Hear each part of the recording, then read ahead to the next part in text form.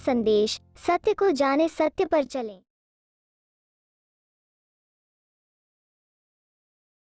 सद्गुरु भगवान के चरणों में दंडोत पड़ा। आयुष्मान बैठिए। क्या नाम है आपका? प्रदीप यादव। अच्छा ठीक। कहाँ से आए? गाजीपुर से गुरुजी। अच्छा ठीक ठीक। बताइए कैसे आपका आना हुआ? कुछ हमारे शंकाएं हैं जिनका अच्छा। समाधान चाहता हूँ मैं। अच्छा ठीक, तो बताइए क्या शंका है? हे पार स्वरूप श्री सद्गुरुदेव भगवान, आप हमें ये बताएं कि सत्य लोक, अगम लोक, अलख लोक एवं आगामी धाम के साधन के बारे में बताया। कृपया करके आप हमें ये भी बताएं कि दयाल देश एवं धूर पूर्व जाने का कौन सा साधन है।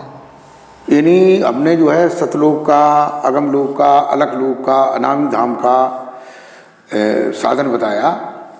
तो दयाल देश का, धूर पूर्व का भी कोई साधन है, ये प्रश्न है। तो देखिए इनका अपर क्लासों का, इन चीज़ों का कोई साधन नहीं है। साधन तो नीचे होते हैं, नीचे साधन, सुरति, निरति, शब्द, ये सब नीचे रह जाते हैं। फिर साधक जो है अपने योग बल से ही वहाँ जो है दयाल देश में दयाल पुरुष का दर्शन करता है और धुर पूर्व में जाता है। कहते हैं हम पूर्व के पूर्विया, बात न जाने कोई और बातें जाने सो जना जो धुर पूर्व का हो। तो वो जब इतना पावर प्राप्त हो जाता है, साधक यहाँ तक पहुँच जाता है, सत्यलोक के आगे अलख लोक, अगम लोक, अनामी धाम तक, तो दयाल देश में और धुर पूर्व में स्वयं पहुँच जाता है इच्छा करने पर। और बताइए क्या प्रश्न है?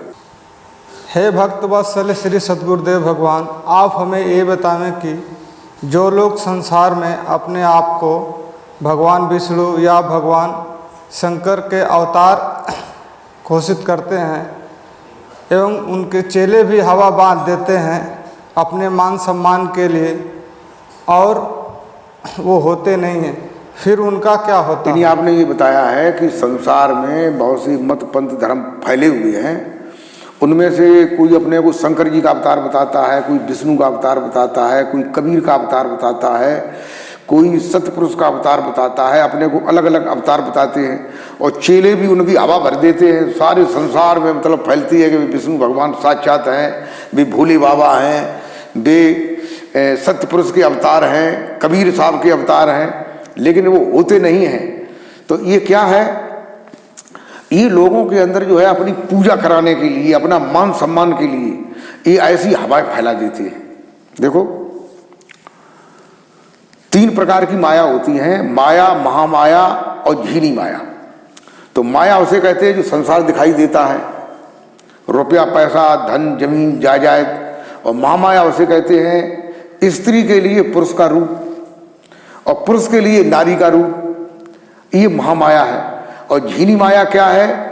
झीनी माया ये है कि जब आदमी के पास कुछ रिद्धियाँ, सिद्धियाँ, योग, कुछ बल पैदा हो जाता है, फिर लोग उसका मान सम्मान ज़्यादा करने लगते हैं, फिर वो और ऊंची खाई लांग करके और ऊपर भगवान और परमात्मा का पद प्राप्त करके अपने को परमात्मा घोषित करता है। और ये मालूम नहीं कि परमात्मा जो है कोई आदमी नहीं, कोई पशु नहीं, कोई पक्षी नहीं, कोई रूप नहीं, कोई रेख नहीं, कोई एक स्थान पे नहीं, वो तो हर जगह व्याप्त है, हर जगह हाजिर है, नाजिर पर नजर आता नहीं, और योग साधन के बिना उसको कोई पाता नहीं।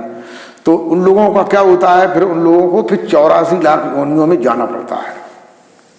पहले वो मनुष्य भी नहीं बनते, पहले 84 लाख योनियों में जैसे पशु है, पक्षी है, कीट है, पतंग में जाना पड़ता है। फिर बहुत समय बाद कहीं मनुष्य का जन्म मिलता है, फिर वो शुभ अच्छे कर्म करते हैं, तब फिर उनकी उन्नति होती है, न अन्यथा 84 लाख योनियों का ही भोग भोगते रहते हैं। और बताइए और क्या? हे मनोरंजन श्री सद्गुरुदेव भगवान, आप हमें ये बताएं कि जो लोग अपने को भगवान का अवतार घोषित कर बहुत प्रसिद्धि और सम्मान के लिए और बिना ज्ञान के ही उस देश को जाने और न गए, फिर उनकी क्या दशा होती? हाँ, लोग जो है अपने को भगवान बता देते हैं और उस देश में गए नहीं, न उसको जानते हैं और उसकी चर्चा करते हैं, तो इन्हीं आपके कहने का मतलब है फिर उनकी क्या दशा होती है। तो कवि साहब कहते हैं कि बिन जाने बादेश की बात कहे सो कूर, और अपन तो खारी खातो है बेचत फिरे कपूर। तो जो बिना जाने और बिना समझे बिना जाए उस देश की बात करता है, उसे फिर 84 लाख योनियों में जाना पड़ता है। किन्हीं किन्हीं शिष्यों को पढ़ा दिया कि हम सपने में हमारे गुरु जी आए और हमको पकड़ करके सतलोक में ले गए, वहाँ सतपुरुष का दर्शन किया, वहाँ हमारा घर बना हुआ था, वहाँ हमने फल खाए, वहाँ सेव खाए, लेकिन उन्हें ये नहीं मालूम कि वहाँ तत्व ही नहीं, वहाँ सूरज नहीं, वहाँ ईंट पत्थर नहीं, वहाँ कोई चीज़ नहीं, तुम्हारा घर वहाँ कहाँ, फल कहाँ से क्या आया। तो ये लोगों को जो है अपना मान सम्मान के लिए, संसार को गुम करने के लिए, गुमराह करने के लिए ऐसा ये लोग करते हैं। ऐसे कहते हैं कि जिसका गुरु है आंधरा, कौ कहाँ ले जाए, और अंधी अंधा ठेलिया दोनों कूप गिराए। तो गुरु भी खाले में गिरता है और चेला भी गिरता है। और बताइए क्या प्रश्न है। हे पार स्वरूप श्री सद्गुरुदेव भगवान, आप हमें ये बताएं कि यज्ञ किसे कहते हैं और यज्ञादि के क्या स्वरूप हैं। अच्छा, आपका ये प्रश्न है, यज्ञ किसे कहते हैं, यज्ञ का स्वरूप क्या होता है। देखिए, यज्ञ जो है वैसे 3 प्रकार का यज्ञ बताया जाता है। एक तो यज्ञ होता है समिधा यज्ञ, यानी धूप, मिष्टान, मेवा, लकड़ी, अन्य अन्य जो सामान जो धूप में मतलब अग्नि में होमे जाते हैं, तो वो मतलब जो है समिधा यज्ञ बोलते हैं। इस यज्ञ को करने से स्वर्ग आदि की प्राप्ति होती है और अगला जन्म मनुष्य का मिलता है, सुख शांति मिलती है, धनवान होता है। और दूसरा जो है यज्ञ बोलते हैं भोजन समुदाय यज्ञ। भोजन समुदाय यज्ञ का मतलब होता है कि जो हमने जैसे भोजन बनाया, सब्जी बनाई, पूड़ी बनाई, कचौड़ी बनाई, हलवा बनाया, अच्छी अच्छी चीज़ बनाए और निमंत्रण करके किसी को खिलाया, तो ये भोजन समुदाय यज्ञ होता है। इससे भी श्रेष्ठ वो यज्ञ होता है जो अतिथि का सत्कार करता है। जैसे किसी का निमंत्रण नहीं किया और अचानक वो हमारे यहाँ कोई महात्मा या ग्रस्त या कोई भी आ गया, उसे भोजन खिलाया, तो निमंत्रित करके भोजन खिलाने वाले से उसको अतिथि को खिलाने से 1000 गुना श्रेय जो है फल प्राप्त होता है। अतिथि का मतलब जो है, तिथि माने टाइम, बुलावा, और अतिथि का मतलब कोई टाइम नहीं, कोई बुलावा नहीं, अचानक कोई आ जाता है, तो उसका जो है सुख शांति प्राप्त होती है और अच्छे परिवार में जन्म मिलता है, धन धान्य की कमी नहीं रहती है, ऐसा मिलता है। तीसरा यज्ञ होता है प्रणव यज्ञ। प्रणव माने प्राण, यानी प्राणों के अंदर प्राणों का हवन करना। यानी प्राणों का हवन करने का मतलब यह है, जैसे श्वास आती है जाती है, इसमें शब्द हो रहा है, उसमें अपनी श्रुति को जोड़ना, ये प्रणव यज्ञ होता है। इस प्रणव यज्ञ की अग्नि जो है ब्रह्माग्नि होती है। इससे जो है काम, क्रोध, लोभ, मोह, मत्सर, अहंकार, डाह, तृष्णा, ईर्षा, द्वेष, जलन, बुरे पाप और बुरे कर्म के संस्कार खत्म होते हैं, अच्छे उदय होते हैं। और अतिथि जो है भोजन करता है अपने मुख के द्वारा भोजन का, उसकी अग्नि जठराग्नि होती है जो पेट के अंदर होती है। और जो पहला यज्ञ मैंने बताया था समुदाय यज्ञ, उसकी अग्नि बाह्य अग्नि होती है, जिसका देवता जो है सूरज होता है। और बताइए और क्या प्रश्न है। हे दीनों पे दया करने वाले श्री सद्गुरुदेव भगवान, आप हमें ये बताएं कि यज्ञ आदि करने से मनुष्य को क्या प्राप्त होता है। यज्ञ आदि करने से मनुष्य को क्या प्राप्त होता है, ये तो अभी हमने आपको बताया था कि इससे सुख समृद्धि और धन, वैभव, यश, कीर्ति, स्वर्ग आदि की प्राप्ति होती है। और बताइए और क्या प्रश्न है। हे निरानंदन श्री सद्गुरुदेव भगवान, आप हमें ये बतावें कि यज्ञ कितने प्रकार के होते हैं। देखो, अभी हमने बताया था यज्ञ के बारे में।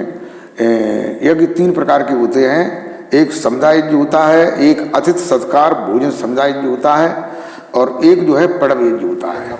ऐसे ये 3 यज्ञ होते हैं। और बताइए और क्या प्रश्न आप। हे मंगलासूत्र श्री सद्गुरुदेव भगवान, आप हमें ये बताएं कि जो अलग अलग यज्ञ आदि स्वरूप हैं, उनसे अलग अलग क्या प्राप्त होता है। यानी पहला जो समुदाय यज्ञ है, अग्नि में होम किया जाता है, उससे एक तो वृष्टि होती है और उससे जो है गृहस्थी में सुख संपत्ति प्राप्त होती है और स्वर्ग आदि की प्राप्ति होती है। और दूसरा जो यज्ञ बताया है अतिथि सत्कार यज्ञ, तो उसके अतिथि सत्कार के यज्ञ के करने से अगला जन्म मनुष्य का मिलता है और विशेष यश वैभव कीर्ति प्राप्त होती है। और प्रणव यज्ञ जो है उसके करने से साधक को भक्ति प्राप्त होती है, उस प्रभु की भक्ति प्राप्त होती है, जिससे वो भवसागर से पार हो जाता है। और बताइए और क्या प्रश्न है? हे रानी महिपाल, श्री सद्गुरुदेव भगवान, आप हमें ये बतावें कि मन का क्या स्वरूप है और यह मन हमें कुमार्ग पर क्यों ले जाता है?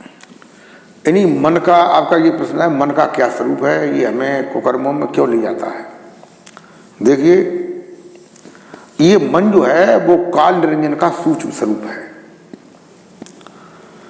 तो ये जो है शरीर के अंदर एक मनोकमल है, हृदय में घुटनी के नीचे, तो जो 8 पंखुड़ियों का कमल है। तो ये हमें नीचे क्यों ले जाता है? इसमें जो है 8 पंखुड़ी हैं, जिन्हें कहते हैं एक पूरब में पंखुड़ी है, एक पश्चिम में है, एक उत्तर में है, एक दक्षिण में है, और एक जो है दक्षिण पश्चिम के बीच में है, जिसे नैकित्य कहते हैं। और एक जो है वो पश्चिम और उत्तर के बीच में है, बायल्य कहते हैं। एक उत्तर पूर्व के बीच में है, जिसे ईशान कहते हैं। एक दक्षिण पूर्व के बीच में है। तो ऐसे ये 8 पंखुड़ी हैं। तो इनके रंग भी अलग अलग हैं। पहली पंखुड़ी का रंग जो है श्वेत रंग है, सफेद रंग। जब मन जो है सफेद वाली पंखुड़ी पर, पूरब वाले पत्ते पर बैठता है, तो उसके हृदय में धर्म, यश और कीर्ति के विचार पैदा होते हैं और बुद्धि में शुद्धता पैदा होती है, उस समय शुद्ध बुद्धि होती है। वही मन अगर पश्चिम वाले पत्ते पर बैठ जाता है, जिसका कपिल रंग है, तो उसके अंदर हर्ष और आनंद उत्पन्न होता है, वो खुश होता है, आनंदित होता है। और जब मन जो है उत्तर वाले पत्ते पर बैठ जाता है, जिसका लाल रंग है, तो उस समय नींद ज्यादा आती है और आलस ज्यादा आती है, वो चिड़चिड़ापन होता है। और चौथा पत्ता जो दक्षिण का है, जिसका काला रंग है, उसमें जब बैठता है तो मन के अंदर जो है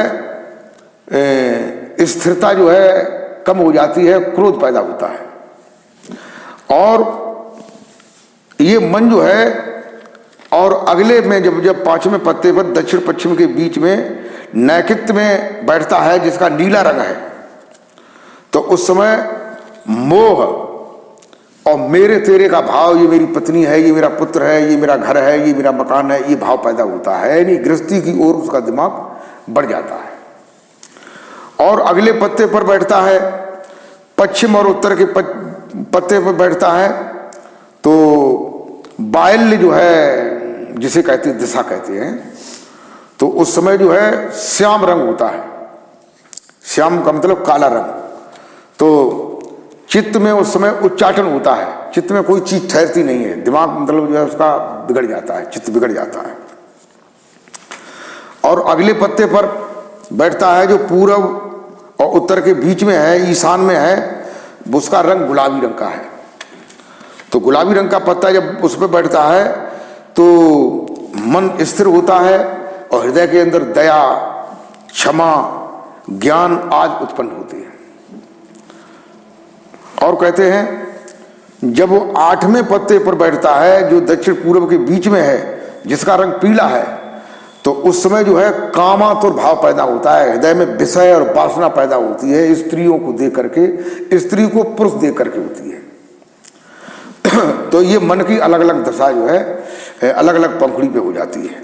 और बताइए। हे हंसों में परमहंस श्री सद्गुरुदेव भगवान, आप हमें ये बतावें कि यह मन अंतःकरण के साथ रहता है या इसका और कहीं स्थान है? मन, देखिए आपका ये प्रश्न है कि मन अंतःकरण के साथ रहता है कि या और कहीं रहता है। देखो, मन जो है अंतःकरण के 4 पहलू हैं, मन, बुद्धि, चित्त, अहम। तो मन जो है इन चारों पहलुओं का, चारों अंतःकरणों का स्वामी है। मन संकल्प करता है तभी बुद्धि निर्णय करती है, तभी चित्त में दृश्य आता है, तभी अहंग इंद्रियों को प्रेरित करता है। तो ये अंतःकरण के साथ ही रहता है। और बताइए, और क्या प्रश्न है? बस गुरु जी। ठीक। गुरु जी, हमारे मन में बहुत शंकाएं थी जिसका निवारण मिला। मैं बहुत प्रसन्न हूँ। मैं चाहता हूँ कि आपके चरणों में ही मुझे जगह मिले। गुरु जी के चरणों में दंडवत प्रणाम।